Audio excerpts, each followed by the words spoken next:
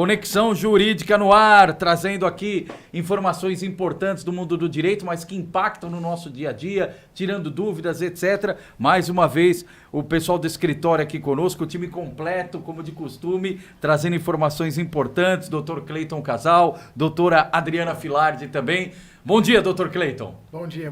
Mais uma vez, uma alegria estar aqui. Obrigado pelo convite. Legal. Doutora Adriana, bom dia. Bom dia para todo mundo. Obrigada por estar aqui mais uma vez. Perfeito. Doutor Cleiton, a gente aqui no ABC está acostumado, né? Vira e mexe. PDV, a gente torce para não acontecer, espera sempre falar de notícias, aumentar a terceiro turno, aumentar o efetivo, aumentar o número de colaboradores, mas aí vem sem, vai abrir PDV. O que é o PDV, doutor Cleiton? Leandro, primeiramente, a gente está na mesma torcida, a gente está no mesmo lado aqui, né? Nossa ideia é também que cresça, né, o terceiro turno, o quarto, vamos fazendo, vamos abrindo mais empregos, né? Nós lutamos pelos empregos aqui, mas o PDV é o Programa de Demissão Voluntária, propriamente dito, né? Quando existe uma sobrecarga de trabalho, uma falta de demanda, a produção está caindo, as fábricas acabam abrindo o programa de demissão voluntária, que nada mais é do que um incentivo para poder tirar essa demanda excessiva de trabalhador e ajustar a produção, né? Para que também as fábricas tenham um equilíbrio entre a produção e a mão de obra. E esses programas, eles têm um lado positivo, que é uma espécie de uma indenização, mas também tem um lado negativo, que é uma espécie de uma transação de direitos. Isso a gente não concorda muito, transação de direitos, né? Você está negociando direitos dentro de um PDV, isso eu vi muitas vezes. Isso. Né? Então você abre mão de algumas coisas das quais você teria direito para poder entrar no PDV, é isso? Exatamente. E é isso que vocês não concordam? Não concordamos, porque na grande maioria das vezes, quem adere ao PDV é aquele colaborador que ou ele está em vias de aposentar, ou ele tem alguma doença profissional, e a doença foi adquirida ao longo do trabalho. E ele acaba perdendo os direitos. Ou ele sofreu um acidente de trabalho. Então, é aquele camarada que tem uma estabilidade em razão do acidente de trabalho ou do acometimento de doença profissional, mas ele, entre aspas, é compelido a pegar este PDV e sair da fábrica, sair do trabalho. Só que quando ele sai da fábrica, sai do trabalho, ele vai arrumar emprego aonde? Então, o que a gente vê direto no escritório é aquele camarada, ele tem doença profissional, ele sofre acidente de trabalho, ele pega o PDV, porque é um valor substancial para ele, mas depois de 2, 3, 4, 5 anos, esse camarada, ele comeu o PDV todo, porque ele tem que sobreviver, a família dele, e ele não conseguiu uma recolocação no mercado de trabalho. E aí não consegue, às vezes, uma aposentadoria proporcional? Muito difícil. Muito difícil. Então, o PDV, no nosso entendimento, tem que ficar muito claro qual é aquele camarada que realmente vai pegar. Então, por qual isso aquele trabalhador que vai PDV, pegar. é voluntário. Então, tem que ficar atento em determinados itens. O que o senhor chamaria a atenção em relação a isso? O voluntário tem que ficar atento também, a palavra voluntário. Por quê? Porque existe uma condução natural para aquele trabalhador, uma pressão, entre aspas, para aquele trabalhador que tem a doença profissional, que sofreu o acidente de trabalho. Ele é induzido a aderir. Ele é induzido a aderir, muitas vezes com cartinhas, muitas vezes com pressão, muitas vezes o encarregado vira e fala assim, olha, acho melhor você pegar, porque se não pegar, você vai sair sem pegar. Mas eu tenho direito à estabilidade. Pois é, você tem direito à estabilidade, mas daqui a 8 anos você volta. Ou pega ou pega. Ou pega. Então ele se sente inseguro. E se acontece um arrependimento? Existe? Aí não já existe não dá essa possibilidade. Não dá mais para ingressar na justiça para discutir direitos retroativos. Não. Dificilmente. Outra coisa muito importante também é que quando hoje, né, depois de 2015 para frente, o PDV ele transaciona inclusive ações judiciais. Então, em alguns casos, a gente já viu até com colegas no escritório, ainda não aconteceu porque a gente toma muito cuidado. Mas o que acontece? A pessoa entra com uma ação judicial antiga, pega um PDV depois, não é alertado sobre o pacote que ele pegou, e aí o que a empresa faz? Ela pega essa informação de que existiu uma transação e insere num processo que já está em fase de liquidação. Ou seja, já tem um valor alto, só que por conta dessa transação, o juiz entende que houve um acordo entre as partes e todo aquele processo que foi comprovado uma doença ocupacional, o processo pode ser um valor alto. Entende que ele abriu mão disso? Exatamente. É esse o entendimento da justiça? Ele transaciona todos os direitos. Quando o camarada É um acordo, adere, ele entende é um como um acordo. acordo, É um Mas, acordo. mas ele É um transaciona acordo. direitos disponíveis e indisponíveis. Mas então, o trabalhador essa é a discussão. é ludibriado muitas vezes, né? Ou não? Então, ele sofre Isso a é pressão. explicado Se ele... pra ele? É explicado assim, é um tapetão. Normalmente, eles fecham numa sala, aí eles explicam para todo mundo, mas a empresa ela não tem a felicidade de perguntar para cada um Sim. qual que é a sua situação, quantos anos tem, está próximo a aposentar, se tem doença profissional, Detalhezinho, se a tem letra processo. pequena do contrato, É a letra aí pequena. Tá. Aí o Então, aí, camara- para ficar claro, doutor Adriano e doutor Cleiton, o PDV, em alguns casos, pode ser importante, mas tem que ser avaliado caso a caso, é isso? Caso a caso, caso a caso. E é importante cada empresa ela tem um programa diferente. Então, o PDV, né, que é o plano... Não padrão, né? Não tem padrão e começou com os bancos, começou na questão pública, que eles tinham uma demanda muito grande de gente com LER e DORT, que é lesão por repetição, e aí eles viram aquele pessoal todo que não conseguia trabalhar mais. Então, isso migrou da área pública para a área privada, né? E tem que tomar muito cuidado. Por quê? Porque cada empresa tem o seu PDV e tem todos os requisitos.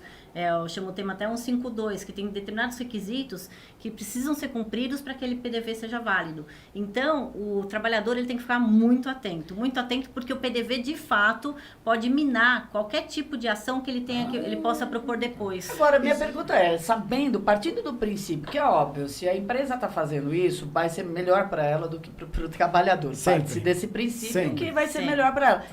Não existe nenhuma esfera governamental que impeça que a empresa apresente um plano? Por isso que tem os sindicatos. O sindicato, ele representa os trabalhadores e tem o sindicato patronal também. Só que com o advento da reforma trabalhista, foi imputado uma cláusula, um artigo na CLT nova hoje, que fala que o PDV dá quitação contrária de trabalho. Então, se antes era exceção, hoje é regra. Então, tem que tomar muito cuidado para ver os casos em que não haverá quitação. Mas a regra geral, infelizmente, é que hoje o PDV dá quitação contrária de trabalho. Então, por isso que tem que tomar muito cuidado.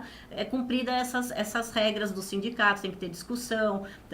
O trabalhador tem que assinar em toda a documentação que está dando quitação, que tem conhecimento da quitação. Mas, feito isso, a probabilidade de anular, de reverter, ela diminui. Mínima. Sabe aquela história? Primeiro assim, o sindicato é um ente importantíssimo.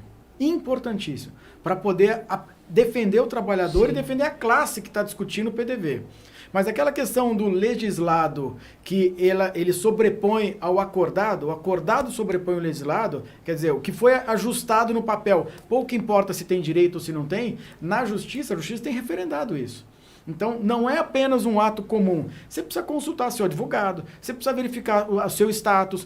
A minha realidade não é a mesma da realidade do meu companheiro que está do lado. Você precisa verificar se você tem ou não processo trabalhista ou não, em que pé que estão os processos, se o seu PDV quita os processos, quita os direitos, se não quita, em que pé que está. Tudo isso tem que ser verificado. E é particular. É pessoa por pessoa. Não é por área, não é por ala, não é por setor. É pessoa por pessoa, uma decisão particular. Cada um tem que assinar o seu. Cada um tem que assinar o seu.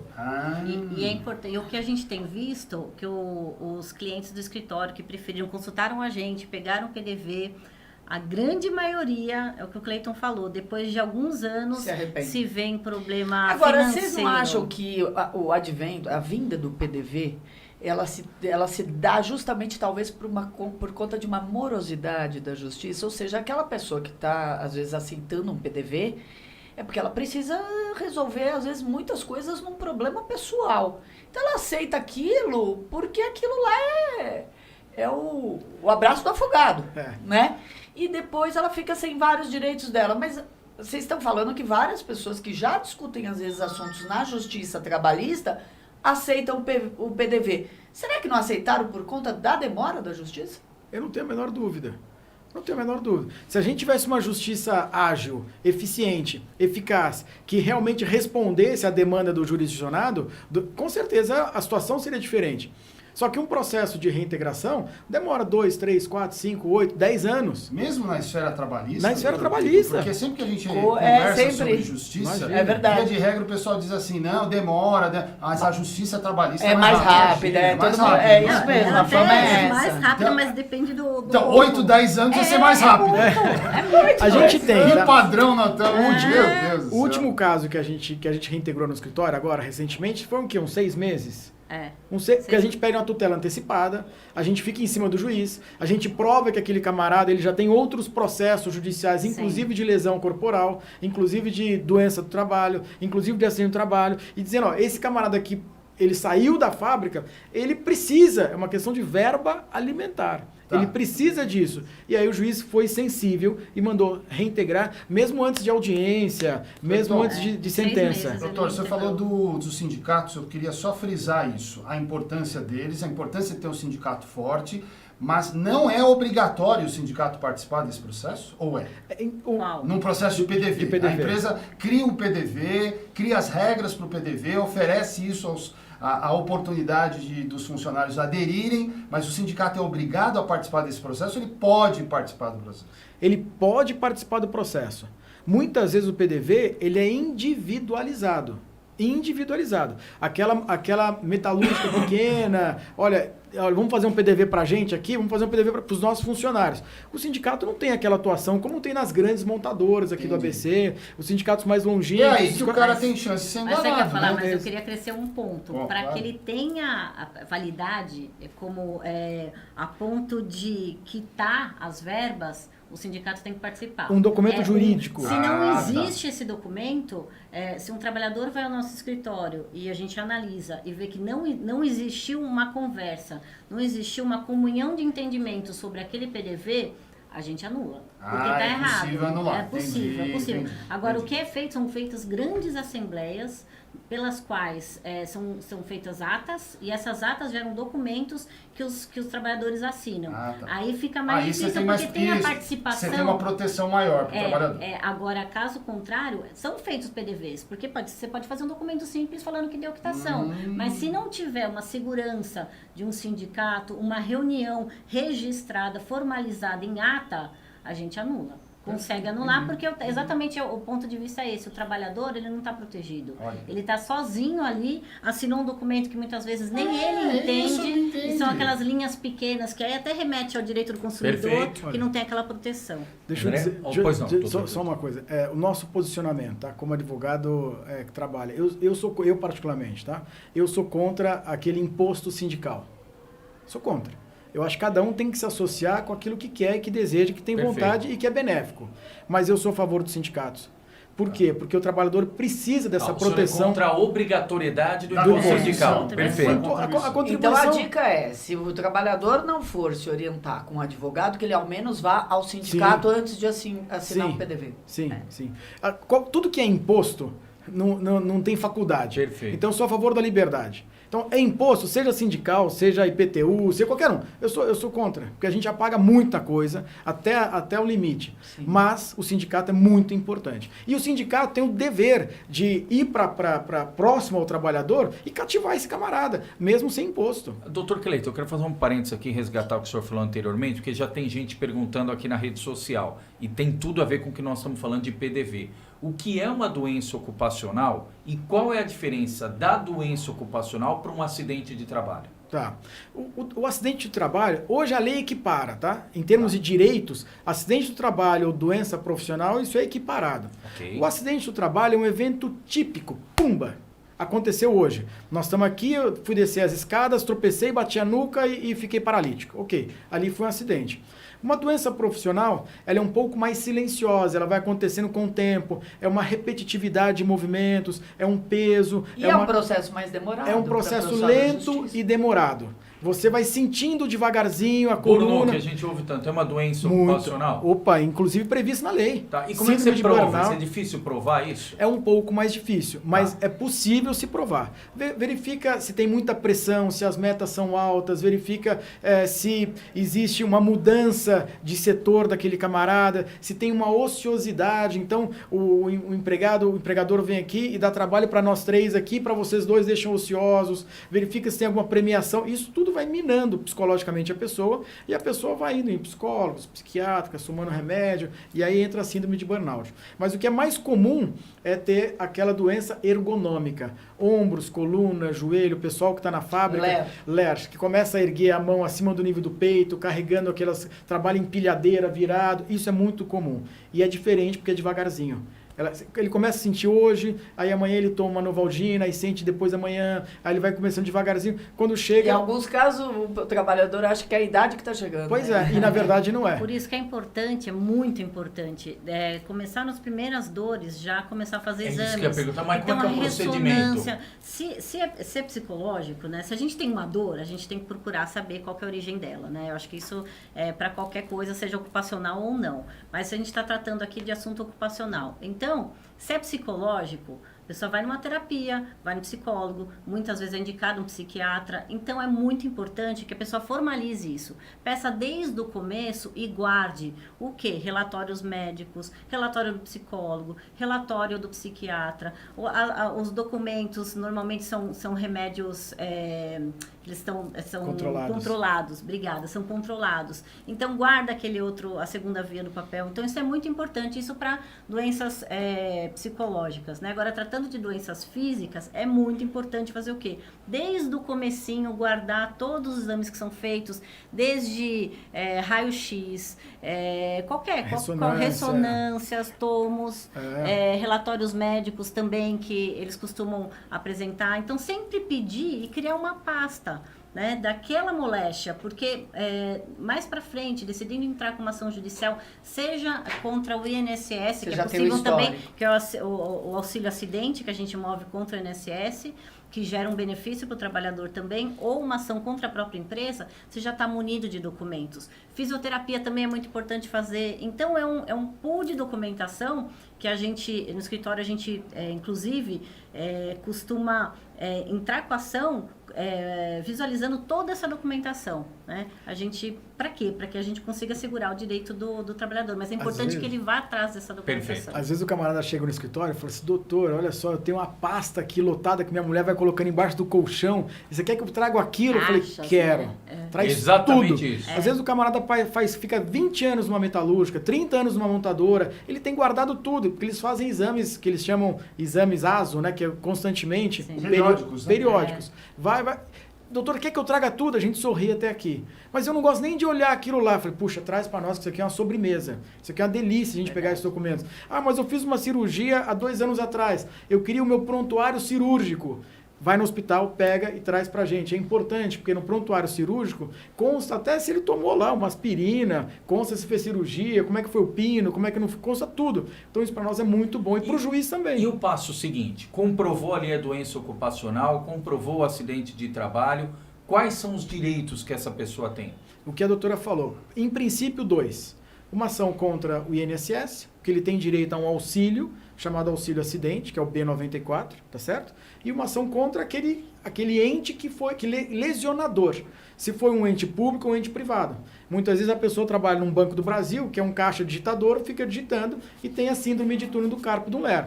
Muitas vezes trabalha numa montadora que tem uma bursite no ombro. Então, aquele ente lesionador, aquela pessoa que lesiona, tem que pagar e tem que retribuir e tem que ser responsabilizado. Então, em princípio, 2, contra um ente, seja público ou privado, e contra o INSS, que também tem direito. Doutor, tem um caso, eu até estava curiosa para perguntar. Eu fiquei sabendo uma vez de uma amiga que ela entrou com um processo no INSS pedindo. Me chamou a atenção porque eu achei dramático a situação. Ela tem lúpus, mas não é o lúpus de organismo, ele é de pele. Uhum. O de pele parece ser mais simples, porque não é contagioso. Sim. Enfim, você olhando esteticamente ela tem várias feridas, então só aparece lá, na pior das hipóteses, um câncer de pele. Porém, ela toma todos os remédios de um câncer. Por quê? Porque o sistema imunológico dela baixa. Baixíssimo. Se ela não toma, as feridas ficam muito piores e a propensão de caminhar para um câncer é enorme. Sim. Ela já tem 67 anos de idade e entrou com um pedido no INSS e eles disseram que não. Porque se trata de uma doença não contagiosa e também não adquirida no trabalho. É assim? Não tem relação uma coisa com a outra. Tem que entrar com pedido judicial. O perito do INSS, ele... Então, ela passou por um perito. Pois é, mas é um perito do INSS, um perito administrativo. Ah, ok. Do próprio INSS. Aquele perito do INSS, ele não tem a voz final. Não é ele que decide. Ele pode decidir dentro da esfera administrativa. Mas o perito do juiz, a decisão do perito do juiz sobrepõe a decisão do perito administrativo. Então, ele foi negado administrativamente, ela tem que buscar um advogado para entrar com uma ação judicial na Justiça Federal e provar que o problema dela é equiparado a um câncer. É um câncer. Equiparado a um câncer. Então, é uma aposentadoria, na minha opinião. É uma aposentadoria. Tem que buscar uma aposentadoria por Não precisa invalidez. estar relacionado ao trabalho. É que hoje nós estamos tratando dos temas relacionados ao trabalho. Sim. Mas não é obrigatório. Existem uma série de benefícios do INSS que não estão relacionados ao trabalho. Deixa eu só mandar um abraço aqui antes do complemento do Dr. Cleiton, um tema interessante, a gente está chegando aqui nos momentos finais. Fábio Beza, obrigado, companheiro jornalista. Siqueira Osânia, Renata Colonhese, a Silvia Silva também está conosco, a Elcio Assis, o Franz, Laura Longano, obrigado. O Adri Monte Albano, é isso? Obrigado. Ale Bambac também. O Mir Rubio, Nova Renascença, obrigado. Almeida, Damares Almeida, obrigado. André Henriques, fotógrafo, nosso colega do Diário do Grande ABC. Um abraço, André, a todos os colegas do Diário. Luquinhas Martins, obrigado. O pessoal do ABC Talk Podcast, obrigado. Diego Vido também conosco. A Margarete, obrigado, Margarete. Um abração. Cis Sampaio, obrigado. Walter Bitt, o Anderson Otávio, o pessoal que vai interagindo conosco. Quer completar, doutor Cleiton? Tem mais aqui. Bastante gente. Já vamos lá. Então vamos lá, sessão abraços. Tem mais aqui. Emerson Schirek, querido amigo, jornalista também, trabalhando. Aliás, estava ontem lá na pauta de São Caetano, estava em São Bernardo, um abraço. Tenho o prazer de ter trabalhado com ele, é da causa animal também, um abraço, querido, mandando um abraço para todos. Aqui a Zenaide Alves, o Ademar Amaral, o Caio Palma, Adriana Santos, Aline Brito, todos eles com a gente aqui. A Zenaide eu falei, né? Falou sim. E Você aí? é mais ligeiro que eu. Tá Vai lá então. Mais interessante para a gente encerrar. A Meire Medeiros está com a gente também. Obrigado, Meire. O Zé Simão está perguntando o seguinte. Está parabenizando vocês pelo trabalho. O ABC em Off. O ABC em Off vai cobrir a posse dos deputados estaduais? Vai. Estaremos lá no dia 15. E descobrimos que vamos encontrar com o Dr. Cleiton e a doutora Quais Adriana lá. Nós A também pergunta estaremos. é, quem aderiu ao PDV tem direito a sacar o fundo de garantia? Tem. Isso depende. Aí a pergunta minha, depende do quê?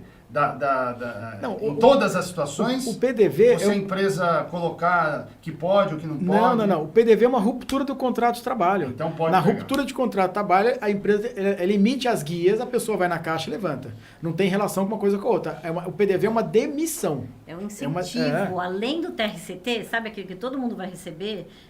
Tanto que consta lá do código, é um código da pessoa desligada sem justa causa. Então ela tem que receber todos os direitos e lá no TRCT tem o PDV que é um incentivo. Agora, O que é uma nome indenização. o nome é, respondendo o cliente, o nome é Programa de Demissão Voluntária. Ele foi demitido. Ok, então vai sacar o fundo. Vai sacar o fundo. Vai lá, André, Agora, derradeira. existem casos em que é vantagem para o trabalhador, o PDV? É preciso avaliar? Se ele é muito importante, porque se ele está em vias de se aposentar. Ok. Então, ele pode ser que ele seja desligado depois que ele se aposentar. Então, se ele conseguir o PDV e ele tiver já a comprovação de que ele tinha moléstia ocupacional, então o PDV dele aumenta mais um pouco também. Então, para ele é interessante, mas por isso que é muito importante avaliar, principalmente se tiver ação judicial, gente. Aí tem que dobrar o cuidado e falar com o advogado que está cuidando do processo. É essencial, primordial. Doutor Evandro Rosa, obrigado. Leonardo Cipriano. Vai lá, doutor Cleiton. O doutor precisa fazer uma observação. Não, na verdade, assim, muitas vezes a pessoa procura o advogado, já aconteceu diversas vezes no escritório, e a gente negocia algo a mais com o empregador porque a gente está munido de informação. Sim. Então, assim, aquele camarada que tem doença profissional. Tem casos nossos, a gente tem um escritório em São Caetano também, São Bernardo e São Caetano. E tem uma montadora de lá que abriu um PDV. E o camarada tinha doença profissional assim no trabalho. Ok, a gente negociou um plano diferente para ele, inclusive com o seguro-saúde, onde ele vai ter lá um plano de saúde para ele e para a família dele para os próximos 5, 10 anos. Isso foi algo extraordinário dentro do pacote de PDV que foi oferecido naquela época. Então, muitas vezes a gente senta, se posiciona e fala, olha, O cliente quer aceitar o PDV? Quer. Mas as condições são essas. Não pode simplesmente pegar o PDV e ir embora da fábrica e depois ficar aí correndo atrás da sorte. É a Perfeito. mensagem deixar no final. Anderson, não é à toa que Perfeito. chamam de doutor. Tá Porque vendo? tão importante quanto médico na vida de uma pessoa é o isso. advogado. Isso aí. Isso, o doutor Evandro falando, ótimo programa, beijo Andréa, Ângela Brianese, obrigado Ângelo, Marcelo, todo o pessoal da Top Produções, doutor Cleiton, até a próxima semana em dose dupla, dia 15 na Lesp e dia 16 aqui conosco, Estaremos até lá. lá. Um abraço. Obrigado a Obrigado. vocês. Valeu, doutora Adriana. Todo mundo. Obrigado, Obrigada, queridos. gente. Obrigado. Tchau, tchau. Isso, valeu pessoal.